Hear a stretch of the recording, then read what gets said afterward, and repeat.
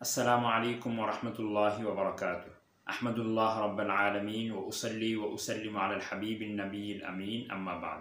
প্রিয় দর্শক শ্রোতা, আমাদের প্রায় সবাই কোনো না কোনো সমস্যায় জড়িয়ে থাকে, সমস্যার সমাধান খুঁজতে থাকে। কেউ অসুস্থতা, কেউ বিপদ-আপদ বিভিন্ন ধরনের।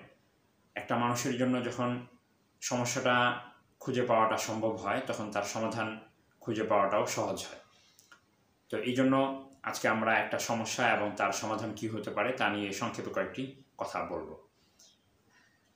অনেক সময় দেখা যায় যে মানুষের অসুস্থতা লেগে থাকে বা বিভিন্ন ধরনের বিপদ-আপদ বা যে কাজটাই করে সেটাতেই সে ক্ষতিগ্রস্ত হয়, বিভিন্ন ধরনের সমস্যায় সে আক্রান্ত হয়।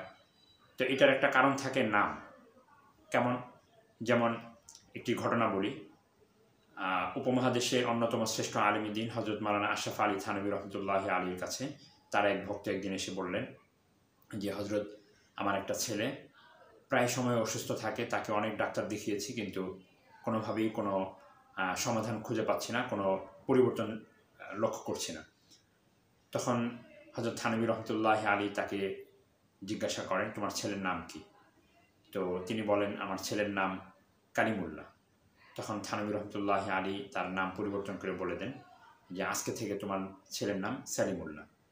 এরপরে কিছুদিন অতিবাহিত হতে না হতেই সেই লোকটি এসে হযরতকে জানান যে, আমার ছেলে আলহামদুলিল্লাহ, আপনার দোয়ায় এখন পরিপূর্ণ সুস্থ, কোনো সমস্যা নেই।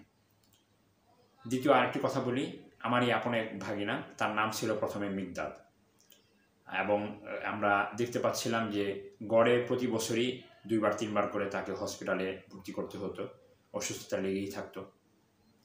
তো এরপরে আমরা পরামর্শ করে তার নাম পরিবর্তন করে আফান রাখি।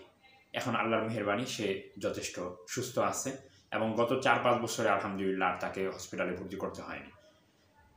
এবং এই বিষয়টি, এই যে নামের যে একটা প্রভাব থাকে, অর্থাৎ ব্যক্তির উপরে ব্যক্তির নামের যে প্রভাব থাকে, এটা আমরা রসুলের যুগ থেকেই দেখতে পাই, এবং রাসূলুল্লাহ সাল্লাল্লাহু আলাইহি ওয়াসাল্লামের অসংখ্য হাদিসের মধ্যে প্রমাণ পাওয়া যায়।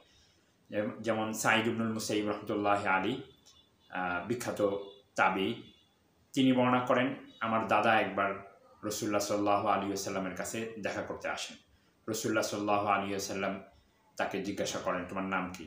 তিনি বলেন, আমার নাম হাসান। হাসানের অর্থ হলো রূঢ় বা শক্ত ভূমি। রাসূলুল্লাহ সাল্লাল্লাহু আলাইহি ওয়াসাল্লাম নাম পরিবর্তন করে দিয়ে বলেন যে, আজকে থেকে তোমার নাম সাহাল।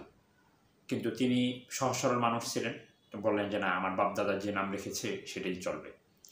তো যাই হোক, এরপরে তো অনেক সময় অতিবাহিত হয়ে যায়।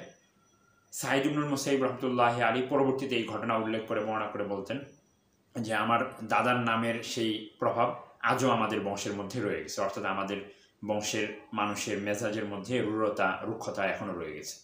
তো এটা থেকে স্পষ্ট আমরা বুঝতে পারি যে ব্যক্তির নামের একটা প্রভাব ব্যক্তির উপরে পড়ে। তো এই জন্য নাম রাখার অনেক এবং বিস্তারিত নির্দেশনা কোরআন হাদিসে আমরা পাই। আমরা তো সেগুলো ফলো করব, এবং নামের অর্থ খেয়াল করে অবশ্যই আমরা নাম রাখার চেষ্টা করব। শুধু আনকমন রাখার আমরা ফিকির করব না।